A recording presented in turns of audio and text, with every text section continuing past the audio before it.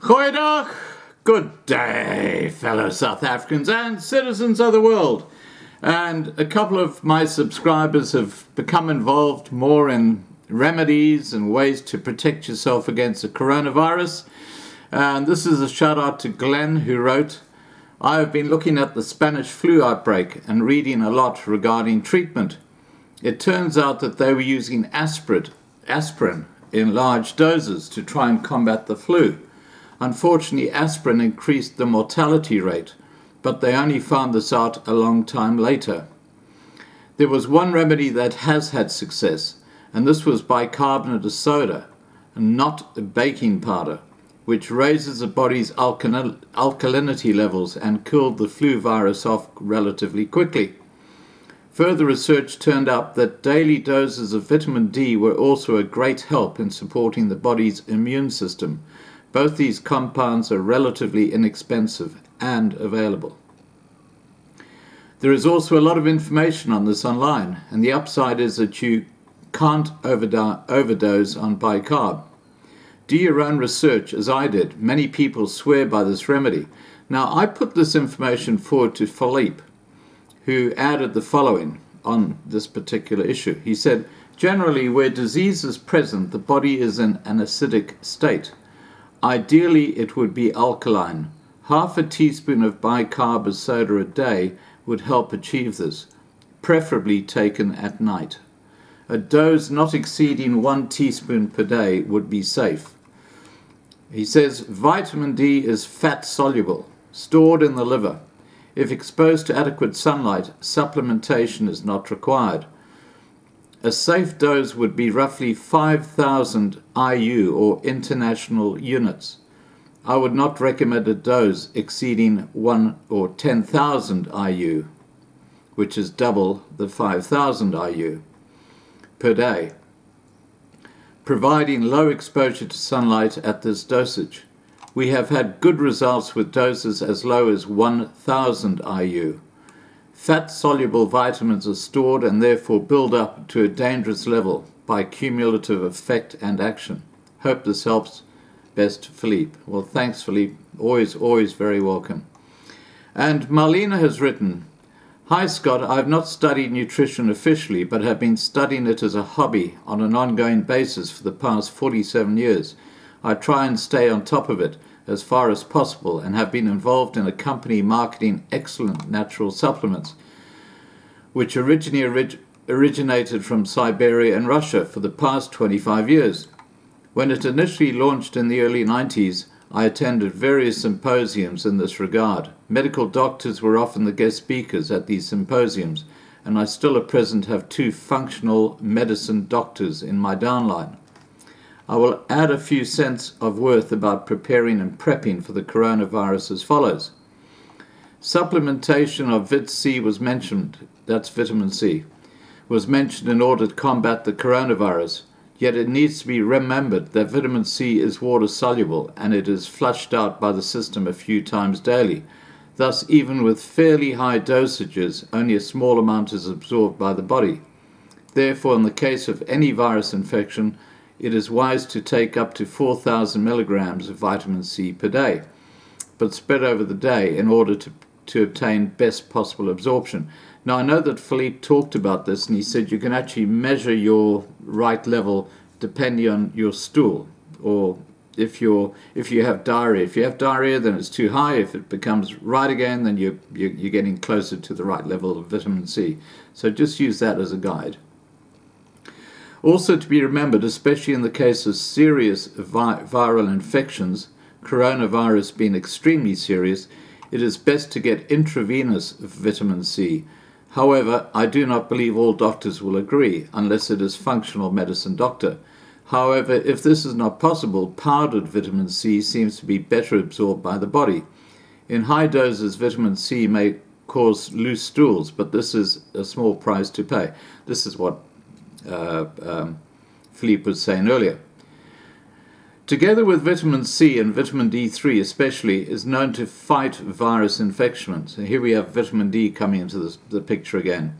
People are of the opinion that us in sunny South Africa get more than enough vitamin D3 from the sun, but 90% of people spend very little time in the sun these days, spending most of their days indoors at work, at school, or inside the home. Most people are vitamin D deficient. It is a wonderful vitamin to take on a daily basis and over and above what you take in through your diet. Should be supplemented with at least 1,000 to 2,000 IU per day. I have put this to the test myself as I suffer from seasonal depression and am usually quite depressed during the winter months. Last year I took a good vitamin D3 supplement and for the first time in years sailed through winter actually enjoying it. However, in case of a severe viral infection, this should be up to 3,000 to 4,000 IU maximum of vitamin D per day until the infection has passed. Now, I'm going to get Philippe to put a comment in below to add his suggestions, but I have no doubt. Sorry, I got a fly buzzing around here. Would you believe it? Hope it hasn't got the coronavirus. I usually err on the side of caution when taking supplements, as we should not randomly take any and all vitamins in tablet form off the health food shelves, as no vitamin functions on its own and interacts with other vitamins. Therefore, when in doubt, rather take the best brand of multivitamin supplement. However, in the case of serious viral infection, as in the case with the coronavirus, one needs to supplement with vitamin C and vitamin D3, combined with about 20 milligrams of zinc. Magnesium and selenium are also known to fight infections and are often included in high-quality multivitamins. Personally, I might up the intake of these as well while fighting off infection. Taking these supplements might not completely stop the virus from attacking you, but it should lessen the severity of the attack on the body's immune system. It would have been strengthened by the supplements. While we prep and stock up on food, ensure that you have enough nutritious food to last for a few weeks. Power foods will include, but not be limited to, the following: tinned fish, oysters, fortified breakfast cereals, cannellini, beans, chickpeas, as well as cashew and almond nuts to snack on. Poultry is another excellent choice as long as the electricity stays on, as this will need to be kept in a freezer. These items will provide a lot of zinc and protein. As fresh fruit and vegetables may be in short supply when a town is under lockdown, one should stock up on dried fruit high in vitamin C, goji berries, cranberries, dried guava rolls, raisins. Yellow-colored dried fruit, mangoes and peaches do not contain high doses of vitamin C, but will add vitamin A to the diet. I also make my own sauerkraut with red cabbage and add a few tablespoons of fennel seeds to enhance the taste. I've never encountered any recipe for sauerkraut which includes fennel seeds, but found it to be delicious. Excellent source of probiotic for the gut and loads of vitamin C. Lasts for weeks in the fridge in a glass container. Should you suffer from any flu-like symptoms, in this case coronavirus as well, drink lots of water and green tea. Ginger and honey tea is also soothing. I also stock up on 100% vegetable juice like carrot and pineapple and beetroot. I buy these from Discam and consider it vitamins on tap. Not knowing how long such a lockdown under quarantine may last, Gerard from China was under lockdown for 4 weeks when last checked. I also stocked up on good quality meal replacement. I purchased my meal replacement from the company I mentioned at the beginning. This is because in times of food shortages, we obviously are unable to get all the vitamins we need on a daily basis, as our choices may be limited. A good quality meal replacement sorts out this problem and provides all nutrients in the right amounts per meal replacement. You just add it to iced water and you have a nutritious meal. There is ample proof that mentioned vitamin supplements definitely improve immunity overall and can be effective and highly beneficial in treating any viral and even bacterial disease.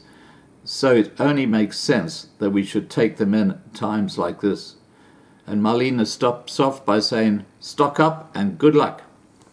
Cheers, guys. Please remember to subscribe to be kept informed. Please make sure you join the Loving Life 2020 channel, which you'll see in the bottom right in the bottom left icon coming up in a few seconds. Please ring the bell for the updates. Please like this video. Please share this video. And above all, please stay safe. Bye for now.